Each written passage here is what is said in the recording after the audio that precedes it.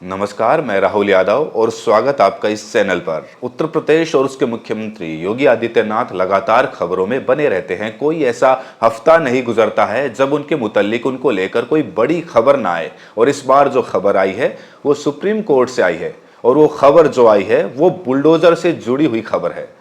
अब योगी आदित्यनाथ और बुलडोजर का रिश्ता क्या है वो बताने की जरूरत नहीं है। उनके अपने जो भक्त हैं, उनके अपने चाहने वाले हैं, वो उनको बुलडोजर बाबा कहते हैं। भारत में न्याय का जो पूरा मामला है, न्याय की जो पूरी संरचना है, उसको पलट दिया गया, उसको बुलडोजर न्याय में बदल दिया गया। और इसका सबसे बड़ा एग्जाम्पल हमारा उत्तर प्रदेश है, और उत्तर प्रदेश के मुख्यमंत्री हैं योगी आदित्यनाथ। सुप्रीम कोर्ट से जो उनको बड़ा झटका लगा है वो बुलडोजर के मामले पर ही लगा है। आमतौर पर क्या होता है, बुलडोजर चलता है, संपत्तियां गिर जाती हैं, खासतौर से जिनसे कोई दुश्मनी जैसा निकालना हो, जैसा कि किसी इलाके में कोई मारपीट हो जाए, कोई बवाल हो जाए और कोई मुस्लिम उसमें इन्वॉल्व हो जाए, तो तुरंत उसका घर बुलडोजर से गिरवा दिया जाता है। जो घर 30 साल, 40 साल, 50 साल, कई बार 70-70, 80-80 साल से जो घर लीगल थे, वो रातों रात इलीगल हो जाते हैं और बुलडोजर चलवा दिए जाते हैं और उसको गिरवा दिया जाता है। एक संदेश दिया गया कि अब कोर्ट कचहरी का इंतजार नहीं करेंगे, हम तुरंत न्याय करेंगे और बुलडोजर चलवाएंगे। बुलडोजर का मामला पहले भी राष्ट्रीय स्तर पर पहुंचा था। सुप्रीम कोर्ट ने बाकायदा डेट्स वगैरह डिसाइड करके दी थी कि इसके बीच में कोई बुलडोजर कार्रवाई नहीं होगी। लेकिन आप जानते हैं, बहराइच के मामले में उसके बावजूद नोटिस लगाया गया कि बुलडोजर से घर गिरा दिया जाएगा, और उसको न्याय संगत, लॉजिकल ठहराने के लिए जो मुस्लिम घर थे, मुस्लिम घर के अगल बगल जो हिंदू लोग थे, उनके घर पर भी नोटिस लगा दिया गया। उसके बाद ढेर सारे वीडियोज वगैरह आए, उस पर भी सुप्रीम कोर्ट ने रोक लगा दी थी, इसीलिए कार्रवाई नहीं हो पाई। जो ये मामला है, ये मामला महाराजगंज का है, और इसमें मुस्लिम नहीं, एक हिंदू इन्वॉल्व है, मनोज टिब्रेवाल साहब का मकान गिरा दिया गया था, और 2020 में उन्होंने बाकायदा एक याचिका दायर की थी जिसका संज्ञान लिया था सुप्रीम कोर्ट के चीफ जस्टिस चंद्रचूड़ साहब ने। अब ये जो संज्ञान लिया गया, चंद्रचूड़ साहब ने जो संज्ञान लिया, 4 साल तक निश्चित रूप से कार्रवाई चली होगी, और 4 साल की कार्रवाई के बाद सुप्रीम कोर्ट ने इस पर केवल टिप्पणियां नहीं की हैं, वरना हमारे चंद्रचूड़ साहब और बाकी सारे जजेस हैं, वो टिप्पणियां तो कई बार बहुत शानदार कर देते हैं, लेकिन जो नतीजा आता है वो समझ में नहीं आता। आप सोचिए, जो पूरा मामला था इलेक्टोरल बॉन्ड का, क्या शानदार शानदार उस पर कमेंट्स आए, कहा गया कि इलीगल है, गैर संवैधानिक है, वगैरह वगैरह। ठीक है, उसको बंद करा दिया गया, लेकिन जो पहले लेन देन हुआ था जिसमें 1000 धब्बे दिखाई दे रहे थे, उन पर कोई कार्रवाई करने से कोर्ट ने मना कर दिया। तो फिर ऐसी टिप्पणियों का क्या फायदा। खैर, इस मामले में सुप्रीम कोर्ट ने 25 लाख का जुर्माना लगाया है। वैसे तो सवाल ये उठना चाहिए कि क्या मनोज टिब्रेवाल का जो मकान था उसकी कोई वैल्यूएशन हुई थी। अगर उस मकान की कीमत 25 लाख से ज्यादा है, क्योंकि 25 लाख सुनने में बहुत लगता है, लेकिन जब आप मकान बनवाने जाते हैं तो 25 लाख कोई खास रकम नहीं होती है। अगर वो ठीक ठाक घर था, मान लीजिए, मुझे नहीं पता, लेकिन अगर मान लीजिए 2 मंजिला घर रहा हो, सामने जमीन रही हो, बाकी सारा कुछ हो, उसमें अंदर उन्होंने फिनिशिंग वगैरह करवाई हो, तो अच्छे से 25 लाख रुपए तो बहुत कम होते हैं मकान के लिए। तो फैसला तब ज्यादा बेहतर माना जाता जब यह कहा जाता या तो 25 लाख या मकान की कीमत। मकान की कीमत अब कैसे कोर्ट तय कर पाता, यह भी एक मुद्दा था। जो मकान गिरा दिया गया है उसकी कीमत कैसे तय होती, यह भी एक सवाल है। पर चलिए, ये जो फैसला आया 25 लाख रुपए का जुर्माना लगाने का, ये देश में अपनी तरह का पहला फैसला है जिसमें सरकार के बुलडोजर एक्शन पे ना केवल सवाल उठाया गया है, बल्कि उसको सीधे सीधे गलत कहा गया है। सुप्रीम कोर्ट ने कहा कि आप ऐसा नहीं कर सकते कि रात को बाजा बजवाएं और किसी का मकान गिरवा दें। सुप्रीम कोर्ट ने यह भी कहा कि इसके लिए आपको पहले से नोटिस देना और बाकी सारी चीजें जरूरी हैं।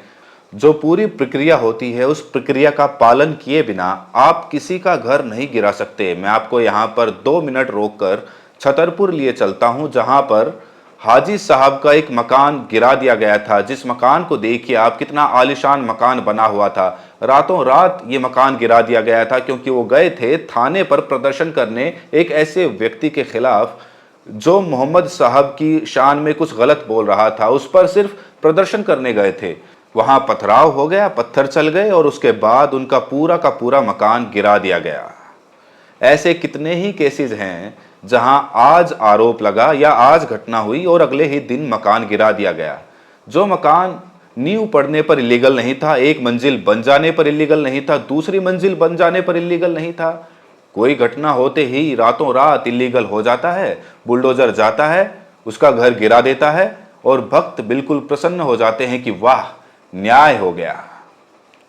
बिना नापी किए, बिना नोटिस दिए, बिना कोई जांच किए, बिना उचित प्रक्रिया का पालन किए उत्तर प्रदेश, मध्य प्रदेश, राजस्थान, कितनी ही जगहों पर हमने बुलडोजर की ये कार्रवाइयाँ देखी हैं। और इनमें से ज़्यादातर जो कार्रवाइयाँ हैं वो मुसलमानों या फिर दलितों के खिलाफ हुई हैं। अब ये जो पूरा का पूरा किस्सा है, इस पर सुप्रीम कोर्ट ने कार्रवाई की है। इसमें केवल 3.7 स्क्वायर मीटर कहा जा रहा था कि अतिक्रमण किया गया था। ये सरकार का कहना था। कोर्ट ने सवाल पूछा है कि अगर उतना ही हिस्सा अतिक्रमण था तो आपने पूरा का पूरा मकान कैसे गिरा दिया? और सिर्फ ये मकान नहीं गिराया गया, इसके आसपास 123 मकान या दूसरे तरह की दुकान वगैरह के निर्माण के सरकार ने रातों रात गिरा दिए। बशीर बद्र का एक शेर है, लोग टूट जाते हैं एक घर बनाने में, तुम उफ तक नहीं करते बस्तियां जलाने में। यहाँ जलाने की जगह गिराने रख दीजिए तो समझ में आ जाएगा कि जो सरकार कहती है कि हम सबको छत देंगे, और देश के किसी इलाके में चले जाइए, बेघरों की आपको कोई कमी नहीं मिलेगी, वो सरकार लगातार लोगों के मकान गिरा रही है। खैर, योगी आदित्यनाथ जो इस चीज के प्रतीक माने जाते थे, सिंबल माने जाते थे बुलडोजर जस्टिस के, उनकी सरकार को जब सुप्रीम कोर्ट ने झटका दिया है तो ये मामला नजीर की तरह काम करेगा। यानी अब बहुत सारे लोग जिनका घर इस तरह से बिना पूरे लीगल प्रोसेस के, बिना कानूनी प्रक्रिया को पूरा किए हुए गिराया गया है, उनको वो सारे लोग हाई कोर्ट में जाएंगे, सुप्रीम कोर्ट में जाएंगे और ये केस नजीर की तरह लगेगा कि जैसे इस केस में सुप्रीम कोर्ट ने 25 लाख का जुर्माना लगाने का फैसला किया, वैसे ही हमारे केसेस में भी सरकार के ऊपर जो जुर्माना लगाइए और हमें सरकार से आप वो पैसा दिलवाइए जो पैसा हमारे मकान के गिरने से हमको नुकसान हुआ है। यानी बुलडोजर जस्टिस का जो पूरा का पूरा कंसेप्ट है, उसकी नींव में सुप्रीम कोर्ट ने छेद कर दिया है। और ये बड़ी हार है हमारे आदित्यनाथ जी के लिए, जो उत्तर प्रदेश के मुख्यमंत्री हैं, और साथ में सावधान करता है ये मोहन यादव जैसे लोगों को भी, जो अपने प्रदेश में इसी तरह के बुलडोजर जस्टिस पर लगातार काम कर रहे हैं, लगातार बुलडोजर चल रहा है। वैसे इस फैसले में एक और बेहद ज़रूरी चीज़ है। पहली बात तो ये कि ये जो 25 लाख रुपये दिए गए हैं, ये इंटरिम राहत की तरह दिए गए हैं। यानी जो याचिका करता है वो अभी दूसरे लीगल प्रोसेसेस और कर सकता है। यानी वो अगर साबित कर दे कि उसका मकान जो गिराया गया उसकी कीमत 25 लाख से ज़्यादा थी, 50 लाख थी, 1 करोड़ थी, 1.5 करोड़ थी, तो वो और ज़्यादा मुआवजे की मांग के लिए सुप्रीम कोर्ट में जा सकता है। पहला मामला तो ये। दूसरा, उससे बड़ा मामला ये है कि उत्तर प्रदेश के मुख्य सचिव को ये कहा गया है कि इस कार्रवाई के लिए जो अधिकारी जिम्मेदार हैं उनकी जांच करके रिपोर्ट दी जाए कि कौन कौन से अधिकारी जिम्मेदार हैं। इसका मानी ये होता है कि इस गलत कार्रवाई के लिए जो अधिकारी जिम्मेदार हैं उनके ऊपर भी गाज गिर सकती है। बुलडोजर को लेकर मैंने तमाम वीडियोस किए हैं। जब भी ऐसी बड़ी घटना कोई होती है तो मैं कोशिश करता हूं कि अपना जो रोल है, अपने जो किरदार है, उसको मैं निभा सकूं, उसको दर्ज करा सकूं। तो मैंने हमेशा ये डिमांड की है कि जो अधिकारी ये निर्णय लेते हैं, जमीन पर जिस अधिकारी के सिग्नेचर से बुलडोजर निकलता है और दलितों, मुसलमानों और आम आदमियों की संपत्ति को जमींदोज करता है, उनके खिलाफ कार्रवाई बहुत ज़रूरी है।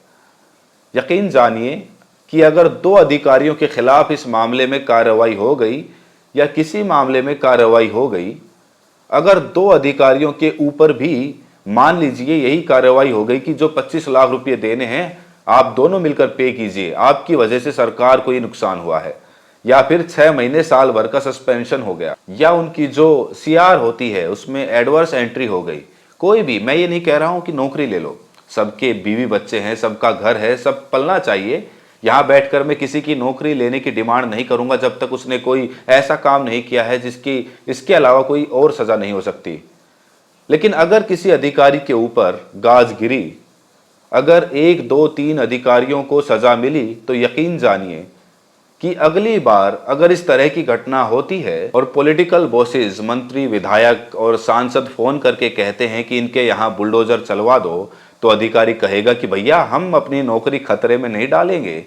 ये बुलडोजर का जो मामला है या इस तरह का जो मामला है वो अपने आप खत्म हो जाएगा, क्योंकि योगी जी नहीं जाते हैं कहीं बुलडोजर चलाने, कोई एमपी भी नहीं जाता है, कोई मिनिस्टर भी नहीं जाता है, कोई एमएलए भी नहीं जाता है, कोई लोकल नेता भी नहीं जाता है। सरकारी पूरा ये सिस्टम है जिसमें कोई इंजीनियर या कोई और सीआई होगा जो आदेश पारित करता होगा, या कोई नगर निगम का कोई अधिकारी होगा जो आदेश निकालता होगा, और उसी आदेश पर बुलडोजर जाकर घरों पर चलता है।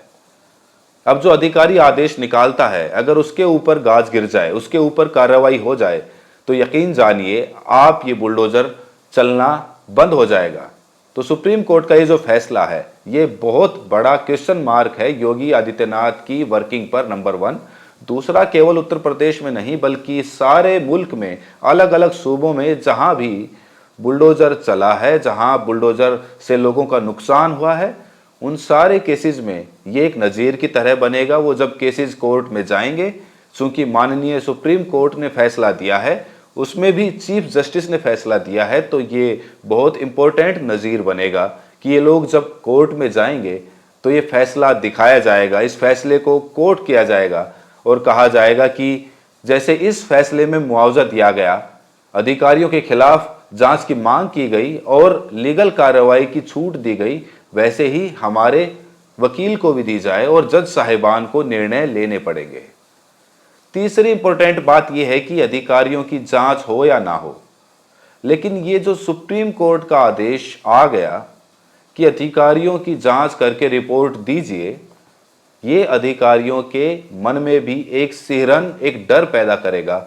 अगली बार बुलडोजर वाले आदेश पर सिग्नेचर करने से पहले वो सोचेंगे कि आज नहीं तो कल और कल नहीं तो परसों सरकार बदलेगी, और अगर किसी कोर्ट से इस तरह का आदेश आ गया तो हमारी तो नौकरी भी जा सकती है और इसका भी असर पड़ेगा पूरे के पूरे बुलडोजर सिस्टम पर। इसीलिए मैं कह रहा हूं कि योगी जी को वैसे तो कई झटके लगे हैं। अभी आप जानते हैं मदरसे वाले मामले में, मदरसों को इन लोगों ने पूरा तमाशा बना के रखा है। मदरसे का मतलब होता है स्कूल।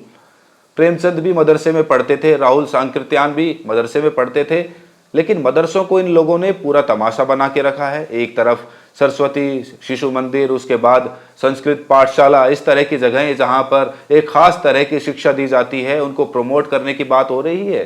दूसरी तरफ मदरसे जहां गरीब मुसलमान पढ़ते हैं, उनके बच्चे पढ़ते हैं, उनको बंद करने की बात हो रही है। दूसरी तरफ मदरसे जहां गरीब मुसलमान पढ़ते हैं, उनके बच्चे पढ़ते हैं, उनको बंद करने की बात हो रही है। और यूपी में जो मदरसा बोर्ड बना हुआ था उसको इलीगल घोषित कर दिया गया था, उसको भंग घोषित कर दिया गया था। सुप्रीम कोर्ट ने उस मामले में भी बड़ा झटका दिया है हमारे योगी आदित्यनाथ जी को और कहा है कि मदरसा बोर्ड जो है पूरी तरह से संविधान के आधार पर बना हुआ है, कॉन्स्टिट्यूशनल है, उसको आप खत्म नहीं कर सकते। तो ये भी झटका है।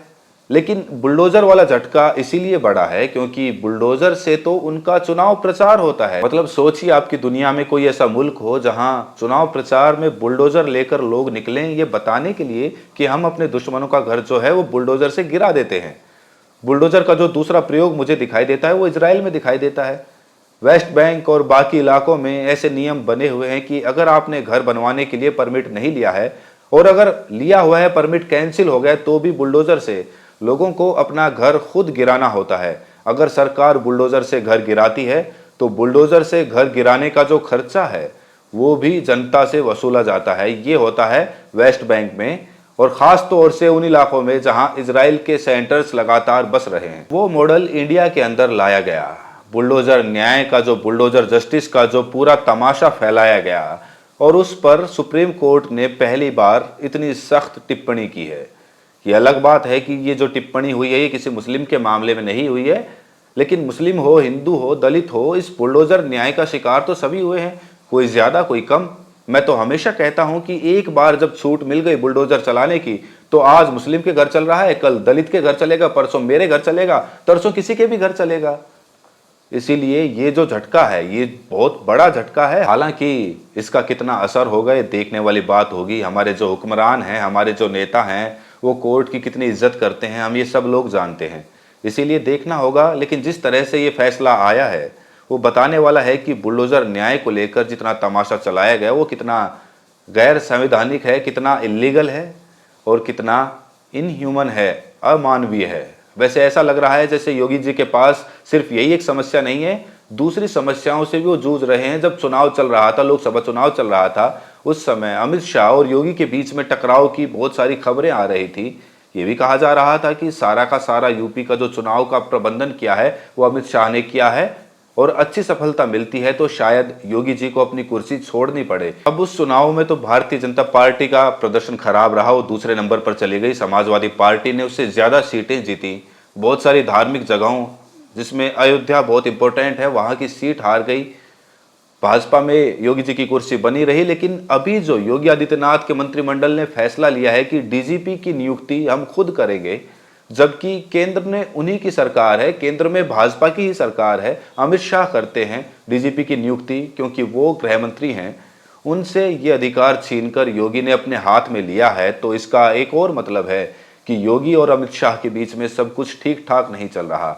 अब यूपी में उपचुनाव हैं, एक हफ्ते टलवाने में सफल रहे हैं ये लोग, और अब चुनाव के नतीजों के बाद समझ आएगा कि अगली विधानसभा के लिए जब चुनाव होंगे तो वो योगी जी के नेतृत्व में लड़े जाएंगे या फिर उससे पहले अमित शाह कोई खेल करेंगे। ये तो पॉलिटिकल प्रॉब्लम्स भी चल रही हैं और यहाँ सुप्रीम कोर्ट ने जो झटका दिया है वो एक बड़ा झटका है।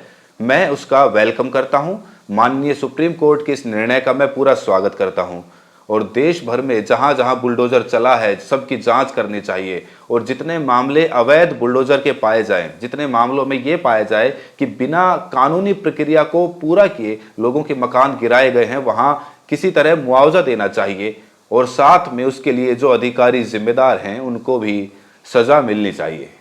आज के लिए इतना ही। बहुत बहुत शुक्रिया।